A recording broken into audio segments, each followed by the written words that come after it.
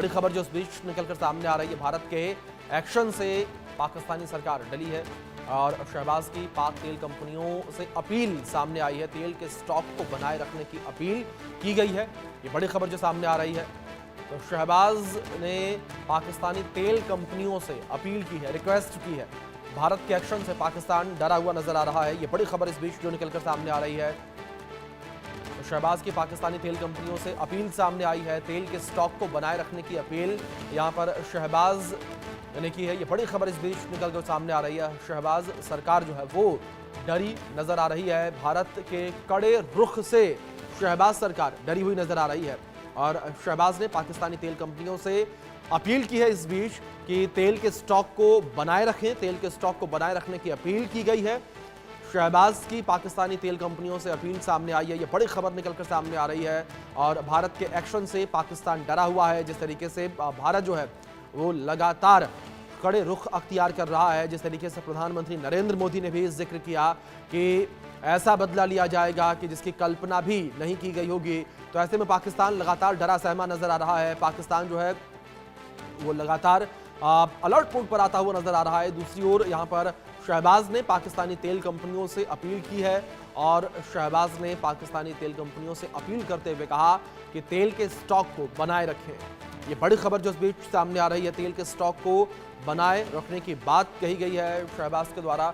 हमारे वरिष्ठ सहयोगी अजय जांडियाल जुड़ गए हैं, रुख करेंगे उनका। अजय, जिस तरीके से ये बड़ी खबर निकलकर सामने आ रही है, जहां भारत के एक्शन से पाकिस्तान लगातार डरा हुआ नजर आ रहा है, दूसरी ओर जिस तरीके से ये अपील अब शहबाज सरकार के द्वारा की जा रही है, पाकिस्तानी तेल कंपनियों से वो अपील कर रहे हैं कि जो तेल का स्टॉक हो उसको आप बनाकर रखें।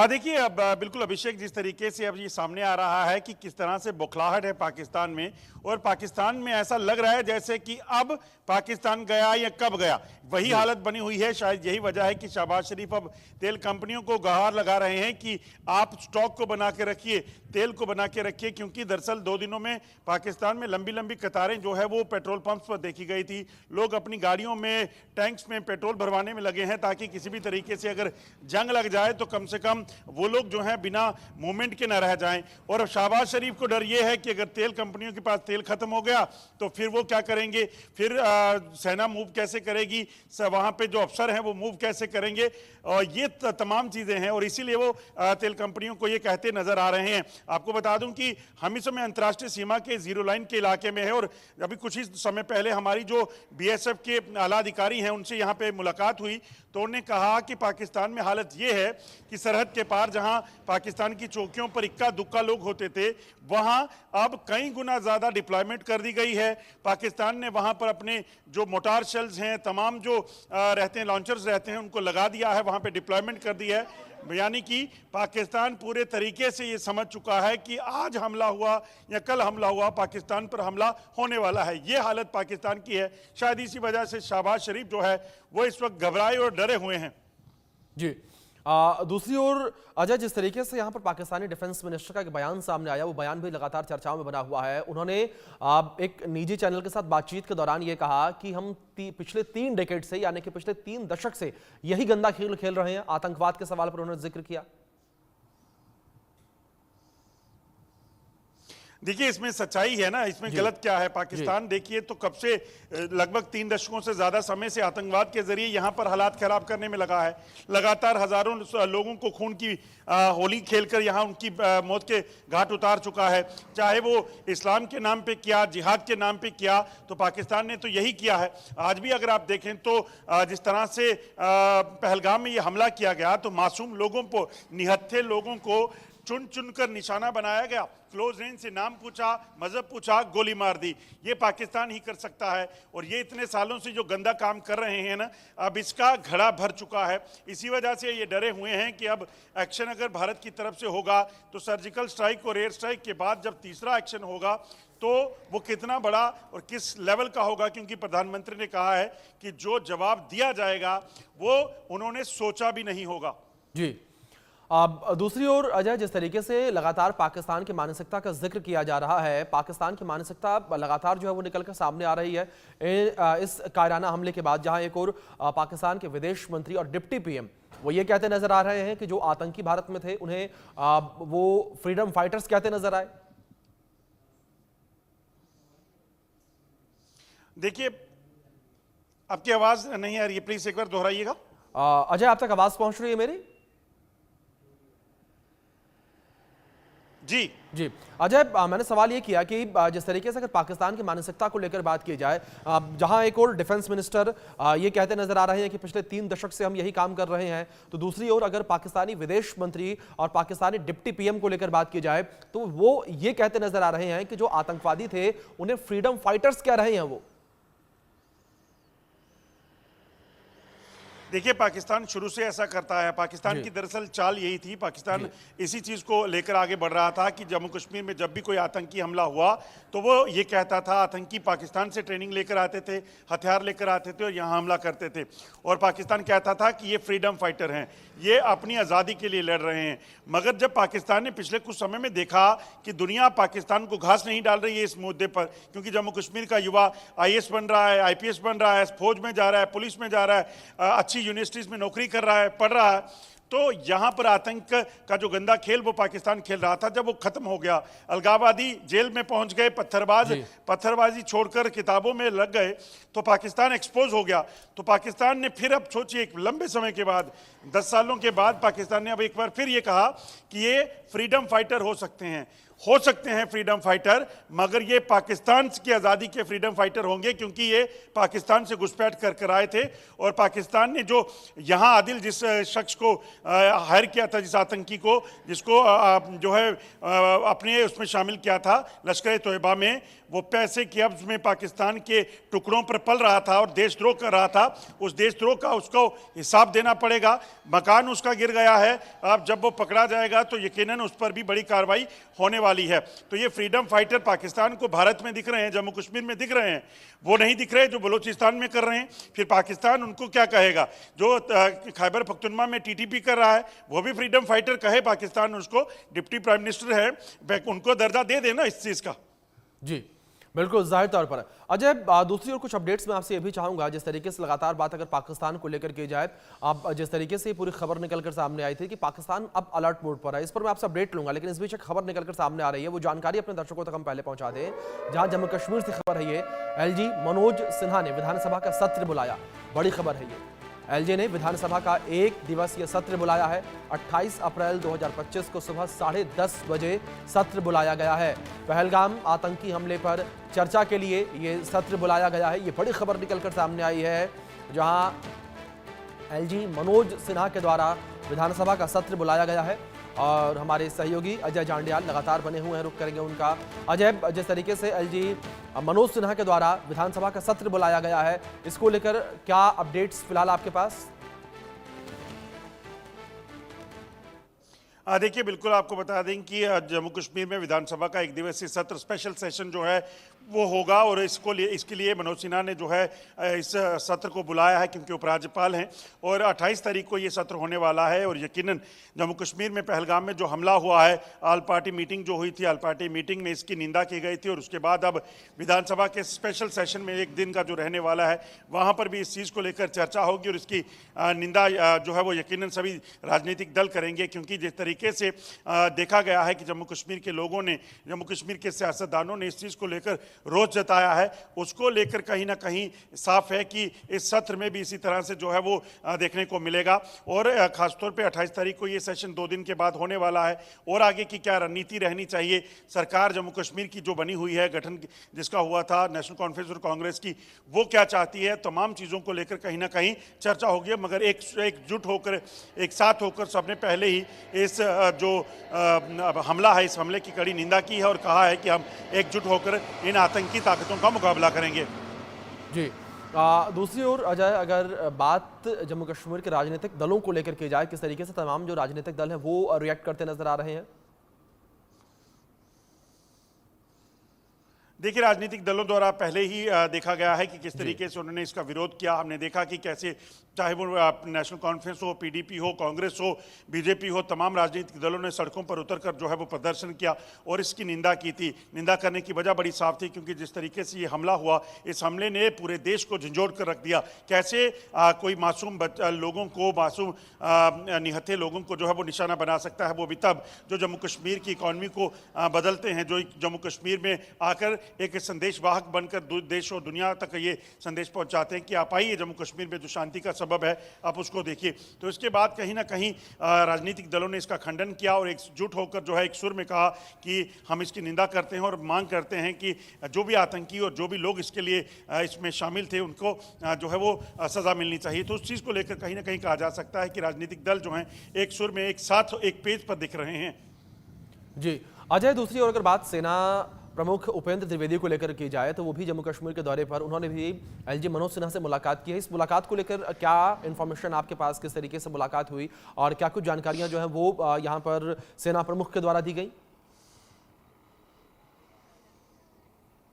देखिए, जम्मू कश्मीर में मौजूदा जो परिस्थितियां हैं वो काफ़ी चुनौती भरी हैं, क्योंकि देश भर में जो गुस्सा, जो जम्मू कश्मीर में गुस्सा दिखा था पहलगाम हमले के बाद, उसके बाद एक ही सुर में एक आवाज़ उठी कि हमें बदला चाहिए और उसी को लेकर सेना सुरक्षा बलों के जवान जो है वो लगातार ऑपरेशन चला रहे हैं और कोशिश कर रहे हैं कि जल्द से जल्द इन आतंकियों को मार गिराया जा सके। उपराज्यपाल की मुलाकात जो आर्मी चीफ से हुई है उसमें इस चीज़ को लेकर चर्चा हुई कि क्या सुरक्षा बलों की तैयारियाँ हैं, कैसे जो है इन आतंकियों का सफाया होगा, जम्मू कश्मीर में मौजूद आतंकवाद को जो है वो तबाह किया जाएगा, किस तरीके से सरहद पार बैठे आतंकी जो है उनको रोका जाएगा और क्या स्ट्रेटजी आगे बनानी होगी ताकि इस तरह के हमले जो है ना हो। उन तमाम चीज़ों पर चर्चा हुई है और इस चीज़ पे कहीं ना कहीं जो है आर्मी चीफ ने मनोज सिन्हा को ब्रीफ किया है कि क्या तैयारियां हैं, क्या लूप होल रहे, क्या तैयारियां हैं, क्या ये जो है हम इस आतंकवाद पर अंकुश लगाएंगे, उस चीज़ को लेकर फौज क्या करने जा रही है।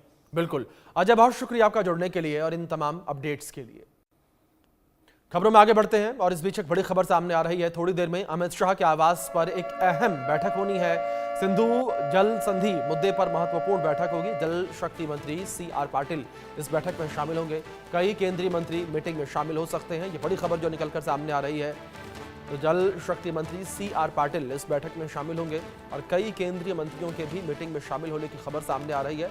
सिंधु जल संधि मुद्दे पर चर्चा होगी। थोड़ी देर में अमित शाह के आवास पर बैठक होगी। सिंधु जल संधि मुद्दे पर महत्वपूर्ण बैठक की जाएगी, ये बड़ी खबर निकलकर सामने आ रही है।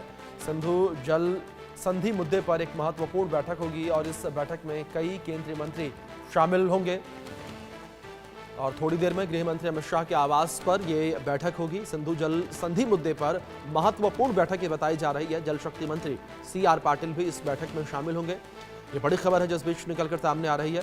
इस बीच हमारे सीनियर एडिटर संजय शर्मा जी जुड़ गए हैं, रुक करेंगे उनका। संजय जी, मैं रुक करूंगा आपका और इन्फॉर्मेशन आपसे चाहूंगा इस विषय पर, किस तरीके से एक महत्वपूर्ण बैठक, इसको लेकर क्या इन्फॉर्मेशन आपको मिल पा रही है, कौन कौन से चेहरे इस बैठक में शामिल होंगे?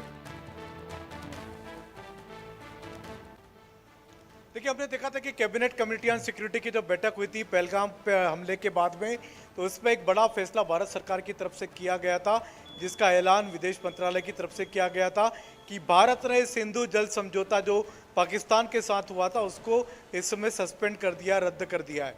तो वो समझौता रद्द होने के बाद में अब भारत सिंधु नदी का पानी पाकिस्तान में जो सीधे जाता है और साथ ही साथ रावी, ब्यास, चिनाब, ये जो नदियां हैं, जो सहायक नदियां सिंधु नदी की, उनका भी पानी जो जिस तरह से पाकिस्तान में जाता रहा है उसको उस समझौते से काफ़ी मुश्किल हो सकती है।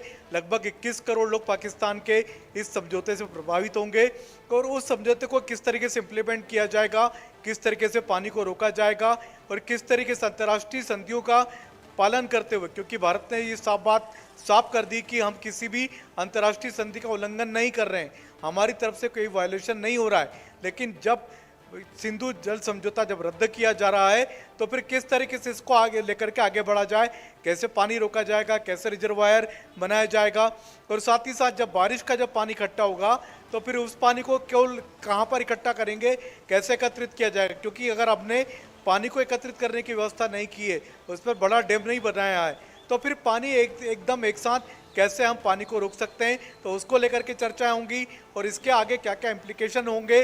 तो विदेश मंत्रालय के कई सारे अफसरों को भी इस बैठक के लिए में बुलाया गया है, साथ ही साथ गृह सचिव इस बैठक में मौजूद होंगे। केंद्रीय गृह मंत्री अमित शाह, आप देख सकते हैं मेरे ठीक पीछे ये केंद्रीय गृह मंत्री अमित शाह का निवास स्थान है। यहाँ पर थोड़ी देर में जल शक्ति मंत्री CR पाटिल पहुंचेंगे, जल शक्ति मंत्रालय के तमाम अधिकारी भी पहुंचेंगे। तो आप देख सकते हैं कुछ अधिकारियों ने आना शुरू कर दिया। आप देख सकते हैं गाड़ियों के विजुअल आपको देखने को मिल सकते हैं। कुछ अधिकारी यहाँ पर पहुंचना शुरू हो चुके हैं। ये जल शक्ति मंत्रालय के अधिकारी यहाँ पर आ रहे हैं। तो कुछ ही देर में यहाँ पर जल शक्ति मंत्रालय यहाँ पर CR पाटिल भी यहाँ पर पहुंचेंगे और यहाँ पर पूरी इसी समझौते पर बात होगी कि किस मुद्दे को कैसे डील किया जाए, क्योंकि सिंधु नदी के पानी का भारत पूरा उपयोग करेगा। तो पूरा उपयोग कैसे कर पाएगा? जब तक उसको रोकेंगे नहीं, उसका रिजर्वायर नहीं बनाएंगे, तो उसको रोकना, उसको रिजर्वायर बनाना और साथ ही साथ आने वाला समय जो है बारिश का है, तो बारिश के समय पानी आप कैसे रोक सकते हैं। और पानी को रोकना इतना आसान नहीं होगा, क्योंकि कई सारी चीज़ों को ध्यान में रखना पड़ेगा।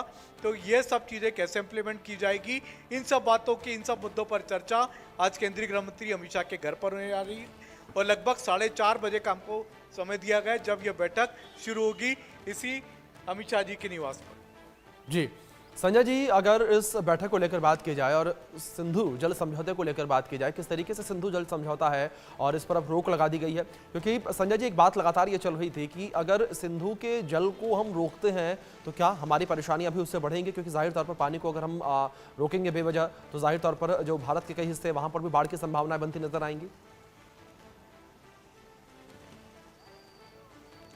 देखिए, बेवजह नहीं है ये समझौता, तक जानबूझ करके किया था। जब जवाहरलाल नेहरू जब देश के प्रधानमंत्री थे, उन्होंने इस समझौते को अंजाम दिया था। तो ये जो पानी, जो भारत का पानी था, यह भारत को में उपयोग होना था, लेकिन ये पानी हमने पाकिस्तान को दे दिया। तो पाकिस्तान की लगभग 21 करोड़ जनता इस पानी का फायदा उठा रही है और ये मौका मिला है भारत को इस समझौते को रद्द करने का, इस संधि को रद्द करने का। तो इस पानी का उपयोग भारत में किया जाएगा। तो हमने देखा किस तरीके से जब जम्मू कश्मीर में जब पानी रुकेगा, पंजाब में जब पानी रुकेगा, आगे सिंधु नदी का पानी जब रोका जाएगा, तो यही पानी पंजाब हरियाणा होते हुए हो सकता दिल्ली तक लाया जाए। तो इस पानी को रोक करके आने वाले समय में भारत में इसका उपयोग किया जाएगा। इस पानी को रोक करके इसी पानी से बिजली भी बनाई जा सकती है, बांध डैम बनाया जा सकते हैं, कई जगहों पर नहरों में पानी छोड़ा जा सकता। तो ये पानी भारत के उपयोग में लाया जा सकता और ये मौका खुद पाकिस्तान ने दिया है भारत को इस समझौते को रद्द करने का। जी संजय जी, दूसरी ओर पाकिस्तान की मुश्किलें कितनी बढ़ने वाली हैं? जिस तरीके से अभी आपने बातचीत में जिक्र किया कि पाकिस्तान के 21 करोड़ जनता इस पानी से लाभान्वित होती थी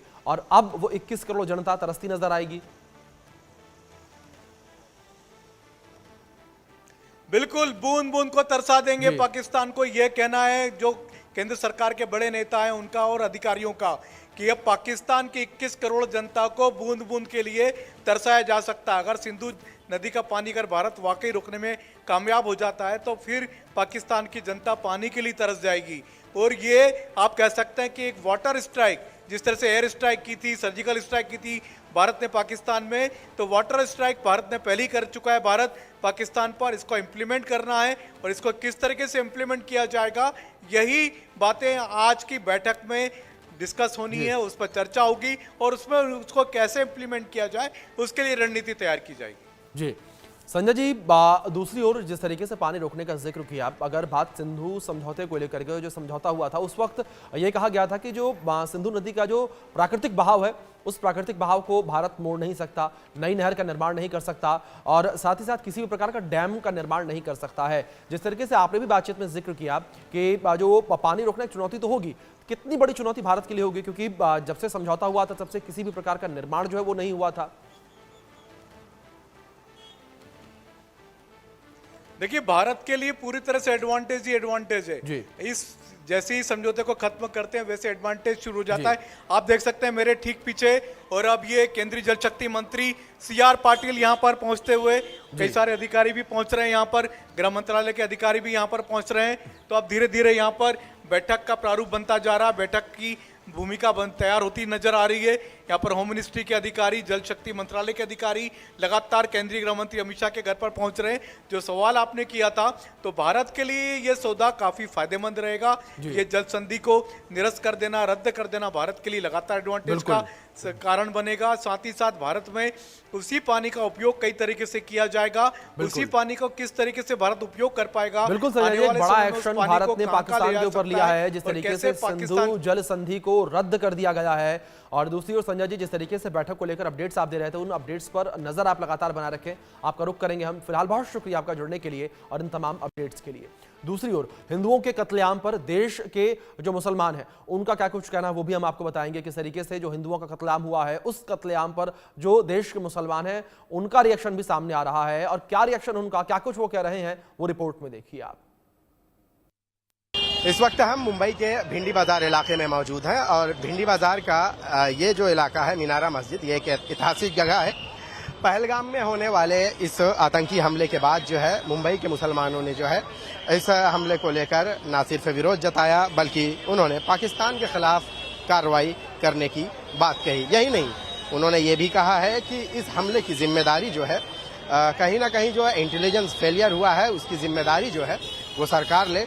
और पाकिस्तान का सिर्फ पानी बंद करने से ही काम नहीं होगा, बल्कि उसके खिलाफ ठोस कदम उठाए जाए, ताकि इस तरह की जो हरकतें हो रही हैं या जो भारतीयों के साथ जो है इस तरह की दहशतगर्दाना आतंकवादी हमले हो रहे हैं उन पर, इसको जो है इस पर रोक लगे और जो मासूमों का खून बहाया जा रहा है उस पर रोक लगे।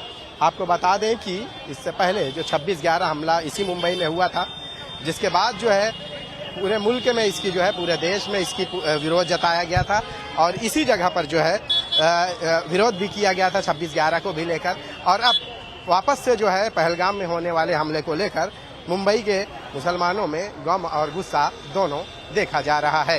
कैमरामैन विष्णु के साथ शाहिद अंसारी, इंडिया न्यूज, मुंबई। इस बीच बड़ी खबर सामने आ रही है। भारत पाकिस्तान सीमा पर हथियारों का जखीरा बरामद किया गया है। 5 हैंड ग्रेनेड, 4 पिस्तौल और 8 मैगजीन के साथ साथ 220 जिंदा राउंड बरामद किए गए हैं और 450 ग्राम आरडीएक्स और अन्य सामग्री भी बरामद की गई है। बीएसएफ और पुलिस का संयुक्त ऑपरेशन ये देखने को मिला। बीएसएफ और पुलिस के संयुक्त ऑपरेशन में ये बड़ी सफलता हाथ लगी है और हथियारों का जखीरा बरामद किया गया। ये बड़ी खबर निकलकर सामने आ रही है। बड़ी मात्रा में, भारी मात्रा में हथियार बरामद किया गया है। भारत पाकिस्तान सीमा पर हथियारों का जखीरा बरामद किया गया। ये बड़ी खबर निकलकर सामने आ रही है। भारत पाकिस्तान सीमा पर हथियारों का जखीरा बरामद किया गया है। ये बड़ी खबर जो इस बीच निकलकर सामने आ रही है। बड़ी मात्रा में हथियार बरामद किए गए हैं। बीएसएफ और पुलिस का संयुक्त ऑपरेशन ये रहा, जिसमें हैंड ग्रेनेड, 4 पिस्तौल, 8 मैगजीन जो है वो बरामद किए गए हैं। तो ये भारी मात्रा में हथियार बरामद किए गए। साथ ही साथ 450 ग्राम जो है आरडीएक्स भी बरामद किया गया है। ये बड़ी खबर। और साथ ही साथ 220 जिंदा राउंड बरामद किए गए हैं। 450 ग्राम आरडीएक्स और अन्य सामग्री भी बरामद की गई है। ये बड़ी खबर निकलकर सामने आ रही है। भारत पाकिस्तान सीमा पर हथियारों का जखीरा बरामद किया गया है। बीएसएफ और पुलिस का संयुक्त ऑपरेशन ये देखने को मिला और इस संयुक्त ऑपरेशन में बड़ी मात्रा में हथियार बरामद किए गए हैं। 450 ग्राम आरडीएक्स और अन्य सामग्री भी बरामद की गई है। भारत पाकिस्तान सीमा पर हथियारों का जखीरा बरामद किया गया है। ये बड़ी खबर जो निकलकर सामने आ रही है। भारत पाकिस्तान सीमा पर हथियारों का जखीरा बरामद किया गया। ग्रेनेड, 4 पिस्तौल, 8 मैगजीन, 220 जिंदा राउंड बरामद किए गए हैं। 450 ग्राम आरडीएक्स और अन्य सामग्री भी बरामद की गई है। तो भारत पाकिस्तान सीमा पर हथियारों का जखीरा बरामद किया गया है। ये बड़ी खबर जो निकलकर सामने आ रही है। बीएसएफ और पुलिस का संयुक्त ऑपरेशन ये देखने को मिला। लगातार पुलिस की टीम, बीएसएफ जो है वो अलर्ट नजर आ रही है। बॉर्डर पर लगातार जो है वो कॉम्बिंग की जा रही है और इसी कॉम्बिंग के दौरान ये बड़ी सफलता हाथ लगी है। बड़ी मात्रा में हथियार ये बरामद किया गया है। और इस बीच 450 ग्राम आरडीएक्स जो है वो भी बरामद किया गया। 220 जो है जिंदा राउंड बरामद किए गए हैं। 8 मैगजीन बरामद की गई हैं। 4 पिस्तौल और कई हैंड ग्रेनेड जो है वो भी बरामद किए गए हैं। ये बड़ी खबर निकलकर सामने आ रही है। भारत पाकिस्तान सीमा पर हथियारों का जखीरा बरामद किया गया है। ये बड़ी खबर है जो सामने आ रही है। भारत पाकिस्तान सीमा पर हथियारों का जखीरा बरामद किया गया है। 4 पिस्तौल, 8 मैगजीन, 220 जिंदा राउंड बरामद किए गए। साथ ही साथ 450 ग्राम RDX और अन्य सामग्री भी बरामद की गई है। ये बड़ी खबर है जो इस बीच सामने आ रही है। तो सेना जो है वो अलर्ट पर आ चुकी है घाटी में। जिस तरीके से ये हमला हुआ, इस हमले के बाद से सेना अलर्ट मूड पर है। लगातार सेना की मुस्तैदी जो है वो अब देखने को मिल रही है। और इसी कड़ी में जिस तरीके से BSF और पुलिस की टीम जो है वो कॉम्बिंग कर रही थी, ये हथियारों का जखीरा बरामद हुआ। जगजीत सिंह हमारे सहयोगी जुड़े हैं, रुक करेंगे उनका। जगजीत, जिस तरीके से भारत पाकिस्तान सीमा के पास बड़ी मात्रा में हथियारों का जखीरा बरामद किया गया है, क्या इंफॉर्मेशन फिलहाल आपको मिल पा रही है? देखिए, मैं बताना चाहता हूं कि जैसे ही BSF को 50 किलोमीटर का एरिया दिया गया है और हम इस वक्त खड़े हैं भारत पाकिस्तान सरहद के बिल्कुल पास में, और पाकिस्तान की तरफ जो बैठे हुए हैं, हम जो स्मगलर बैठे हुए हैं, उनकी तरफ से अक्सर देखा जाता है कि पंजाब के नौजवानों को गुमराह करने के लिए कहीं ना कहीं हेरोइन भेजी जाती है ड्रोन की तरफ से, कहीं ना कहीं वेपन्स भेजे जाते हैं। ऐसे ही आज खेप जो है वो भेजी गई थी, क्योंकि एक्चुअल जैसे ही यहाँ पे कटाई शुरू होती है गेहूं की, और साथ में जो किसान होते हैं उनकी किसानों के साथ में BS अपने जवानों को खड़ा कर देती है कि जब गेहूं की कटाई होगी तो बीच में से कुछ मिल सकता है। ऐसे ही हुआ है आज दोपहर को। जो एक किसान जो अपने खेतों में कंबाइन चला रहे थे गेहूं को काटने के लिए, और आगे से 2 पैकेट बड़े सारे मिले हैं, जिसमें से पैकेट को खोलने के तरफ जब BS अपने पैकेटों को अपने हाथ में लिया तो उनको खोला गया, और खोलने के बाद में उन पैकेट्स में से काफी बहुत बड़ा जखीरा मिला है, जिसमें कह सकते हैं कि 250 के करीब जो है बिल्कुल बुलेट्स मिले हैं और 4 वेपन्स मिले हैं। और साथ में एक बात कहें तो बड़ी बात है कि RDX भी बड़े मात्रा में मिली है, और 5 बड़े ग्रेनेड मिले हैं जो भी एक्टिवेट होने वाले थे। सभी जो था सामान मिला है बड़ी मात्रा में, जो RDX यहाँ से मिला है। जी जगजीत, दूसरी ओर जिस तरीके से आप जानकारियां दे रहे हैं कि बड़ी मात्रा में यहाँ पर हथियार बरामद किए गए हैं, ऐसे में BSF और पुलिस की टीम किस तरीके से सर्चिंग कर रही है, हथियार किस तरीके से पहुंचे, क्या इसको लेकर कोई इनपुट्स फिलहाल मिल पाए?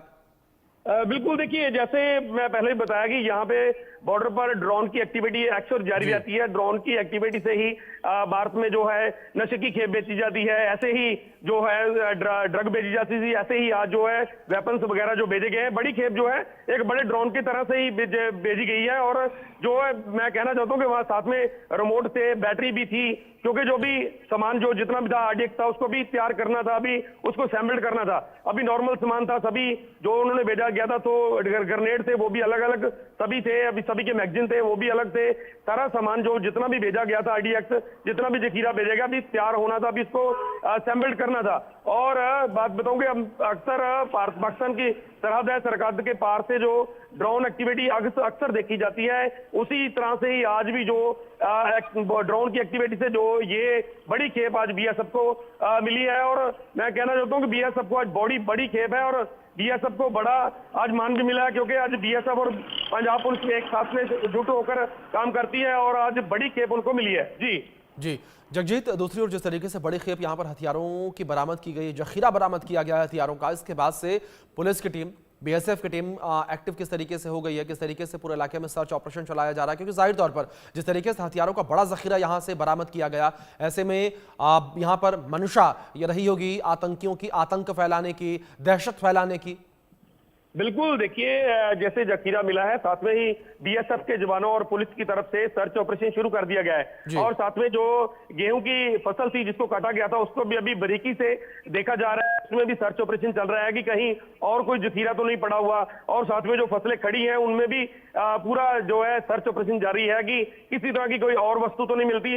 पर ये मैं बाद में फिर बताऊंगा आपको कि देखने वाली बात होती है कि अक्सर पहले भी ड्रोन की एक्टिविटी होती है पंजाब में, सभी जो बात कहूं तो पूरे पठानकोट से लेकर पूरे खेमकरन तक जो बॉर्डर का एरिया पड़ता है, सभी इसमें गुरदासपुर, अमृतसर और ऐसे ही अन्य और डिस्ट्रिक्ट आ जाते हैं। इसमें सबसे बड़ी बात है कि ऐसे ही जखीरे आते हैं, और जो ड्रोन की तरफ से ही, ड्रोन की मदद से ही पंजाब में नशे की खेप भेजी जाती है, वैसे ही आज फिर ड्रोन की मदद से ही जो नशे जो आज वेपन्स और जो सारा पूरा जखीरा भेजा गया है। जी जगजीत, दूसरी ओर अगर बात लोकल बॉडीज को लेकर की जाए, लोकल बॉडीज किस तरीके से रिएक्ट करते नजर आ रहे हैं इन हथियारों को मिलने के बाद से?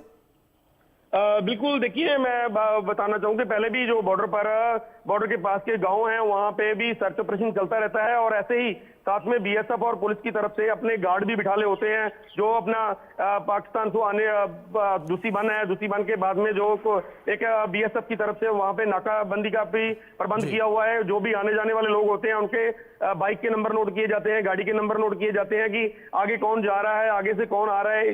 ये सभी एक्टिविटी यहाँ पे होती है और उसी एक्टिविटी को जो जैसे ही जखीरा मिला है और उन्होंने बीएसएफ और पुलिस ने जो सर्च ऑपरेशन है उसको बढ़ा दिया गया है और लगातार सर्च ऑपरेशन अभी जारी है, क्योंकि अभी बड़ी खेप मिली है। उसके बाद में भी पुलिस और बीएसएफ जो है सर्च ऑपरेशन कर रही है कि कहीं और भी कोई वस्तु मिल सकती है कि नहीं मिल सकती। बिल्कुल जगजीत, जाहिर तौर पर सर्च ऑपरेशन लगातार यहाँ पर सेना का जारी है। आप लगातार नजर बनाए रखें अपडेट्स पर। फिलहाल बहुत शुक्रिया जुड़ने के लिए और अपडेट्स के लिए।